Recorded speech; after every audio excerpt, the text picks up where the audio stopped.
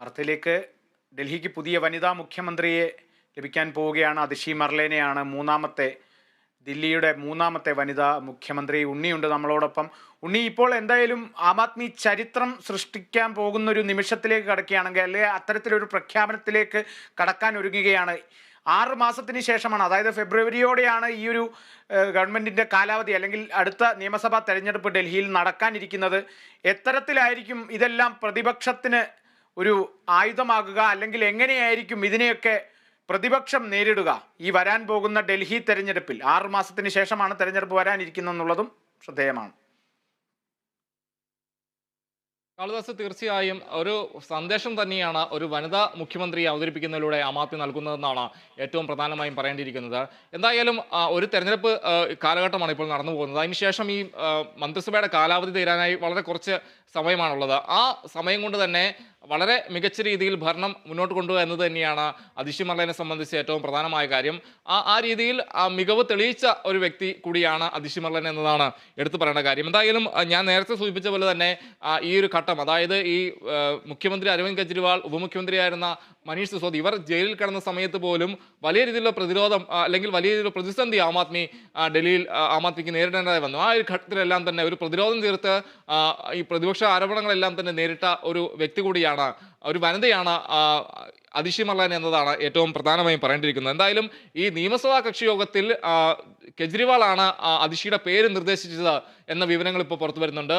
ഈ നിയമസഭാ കക്ഷി യോഗത്തിൽ അതിഷിയുടെ പേര് മുന്നോട്ട് വെച്ചത് കെജ്രിവാൾ ആണെന്നാണ് ഇപ്പോൾ ലഭിക്കുന്ന വിവരം. എന്തായാലും പുതിയ ഒരു തുടക്കം എന്ന രീതിയിൽ തന്നെയാണ് ആം ആദ്മി ഈ വനിതാ മുഖ്യമന്ത്രി അവതരിപ്പിക്കുന്നതിലൂടെ കാണുന്നത്. അതിഷി മർലേനെ നോക്കുകയാണെങ്കിൽ ആം ആദ്മി സർക്കാരിൽ വിദ്യാഭ്യാസം, പൊതുമരാമത്ത് വകുപ്പുകളാണ് അതിഷി കൈകാര്യം ചെയ്യുന്നത്. കൂടാതെ ഓക്സ്ഫോർഡ് യൂണിവേഴ്സിറ്റി പൂർവ്വ വിദ്യാർത്ഥികളായ അതിഷി ഡൽഹിയിലെ സ്കൂളുകളിൽ വിദ്യാഭ്യാസം പരിഷ്കരിക്കുന്നതിനുള്ള ആം ആദ്മിയുടെ പ്രവർത്തനങ്ങളിൽ വളരെ സജീവമായി ഉണ്ടായിരുന്നു. കൂടാതെ ഈ മദ്യനയ കേസിൽ അരവിന്ദ് കെജ്രിവാളിനെ ED അറസ്റ്റ് ചെയ്ത ഘട്ടത്തിൽ വലിയൊരു ഇടപെടലെല്ലാം തന്നെ അതിഷിയുടെ ഭാഗത്തു നിന്ന് ഉണ്ടായി. കൂടാതെ കൃത്യമായ ഇടവേളകളിൽ വാർത്താസമ്മേളനം വിളിച്ച് ഈ കേന്ദ്ര സർക്കാരിനെതിരെ വലിയ വിമർശനങ്ങളെല്ലാം തന്നെ ഉന്നയിക്കുന്ന ഒരു ഘട്ടമുണ്ടായിരുന്നു. ഇതെല്ലാം തന്നെ നമ്മൾ കണ്ടതാണ്. ആ രീതിയിലെല്ലാം തന്നെ മികച്ച പ്രവർത്തനം, മികച്ച രീതിയിൽ തന്നെ പാർട്ടിക്കൊപ്പം നിന്ന് പാർട്ടിക്ക് വേണ്ടി പോരാടി എന്ന് തന്നെ പറയേണ്ടിയിരിക്കുന്നു. ആ ഒരു ഘട്ടത്തിൽ, പ്രതിസന്ധി ഘട്ടത്തിൽ പാർട്ടിക്ക് വേണ്ടി പോരാടിയ ഒരു നേതാവ് കൂടിയാണ് അതിഷി മർലേൻ എന്നതാണ് പ്രധാനമായും പറയേണ്ടിയിരിക്കുന്നത്. എന്തായാലും ഈ ആം ആദ്മിയുടെ രാഷ്ട്രീയകാര്യ സമിതി യോഗത്തിലാണ് അതിഷിയെ മുഖ്യമന്ത്രിയായി തീരുമാനിച്ചത്. കെജ്രിവാൾ പേര് മുന്നോട്ട് നിർദ്ദേശിച്ചു. അതോടൊപ്പം തന്നെ മനീഷ് സിസോദിയ അടക്കമുള്ള നേതാക്കൾ അതിഷിയെ നേരത്തെ തന്നെ പിന്തുണച്ചിരുന്നു. എന്തായാലും ഡൽഹിയെ സംബന്ധിച്ച് മൂന്നാമത്തെ വനിതാ മുഖ്യമന്ത്രിയാണ് അതിഷി മർലേന. നേരത്തെ ഞാൻ പറഞ്ഞ പോലെ തന്നെ സുഷമ സ്വരാജും അതോടൊപ്പം തന്നെ ഷീല ദീക്ഷിതുമാണ് നേരത്തെ വനിതാ മുഖ്യമന്ത്രിമാരായിട്ടുള്ളത്. അപ്പോൾ എന്തായാലും ഒരു പുതിയ ഒരു തുടക്കമെന്ന രീതിയിൽ തന്നെ ആം ആദ്മി ഒരു പുതിയൊരു സന്ദേശം നൽകിക്കൊണ്ട് തന്നെ ഒരു വനിതാ മുഖ്യമന്ത്രി അവതരിപ്പിച്ചിരിക്കുന്നു.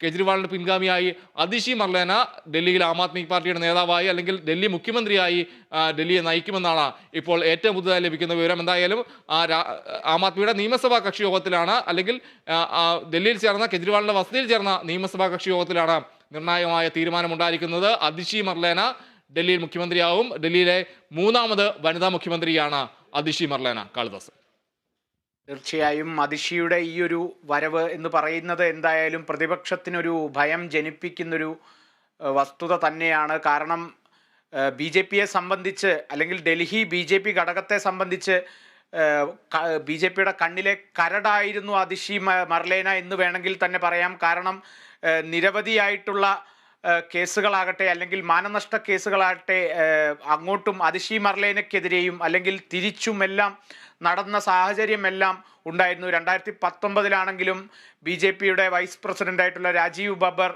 ഇതേപോലെ തന്നെ അതിഷി മർലേനക്കെതിരെയെല്ലാം മാനനഷ്ട കേസ് കൊടുക്കുന്ന ഒരു സാഹചര്യമെല്ലാം ഉണ്ടായിരുന്നു. അതേപോലെ തന്നെ ആം ആദ്മിയും അതിന് കൃത്യമായി ഒരു മറുപടി എന്നോണം തിരിച്ചും എല്ലാ തരത്തിൽ ആരോപണങ്ങളെല്ലാം ഉന്നയിക്കുന്നുണ്ട്. അതുകൊണ്ട് തന്നെ അതിഷി മർലേന ഒരു കൊടുങ്കാറ്റായി തന്നെ ആഞ്ഞു വീശാൻ തന്നെയുള്ള പുറപ്പാട് തന്നെയാണ്. അതിഷി മർലേനയെ മുൻനിർത്തി ഒരു വലിയൊരു രാഷ്ട്രീയ തന്ത്രം തന്നെ മെനയുകയാണ് അരവിന്ദ് കെജ്രിവാൾ. ഒപ്പം ഹരിയാനയും ആം ആദ്മിക്ക് വലിയൊരു മുന്നേറ്റം ഉണ്ടാക്കാനുള്ളൊരു പുറപ്പാട് തന്നെയാണ് അരവിന്ദ് കെജ്രിവാൾ. അതിന് കൂടുതൽ ആക്കം കൊടുക്കാൻ, അല്ലെങ്കിൽ അതിന് കൂടുതൽ മുൻതൂക്കം കൊടുക്കാൻ എന്ന് തന്നെയായിരിക്കണം അദ്ദേഹം ഈ ഒരു രാജി തീരുമാനത്തിലേക്ക് എത്തിയത്.